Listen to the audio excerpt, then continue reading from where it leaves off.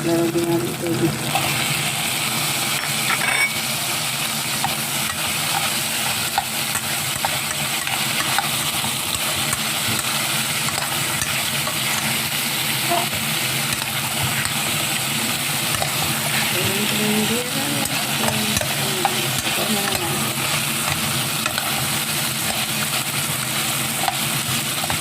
Tapos, gonna wait the pork until tender, guys.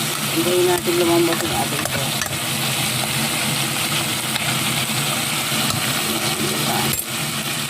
Tignan natin silang ng tubig. Tama-tama sa pagluto ng pumpkin. Ayan. Tama lang yan, guys. Pag lumambot na, okay na. Sa atin sa Pilipinas, sa bawang kailangan dito hindi.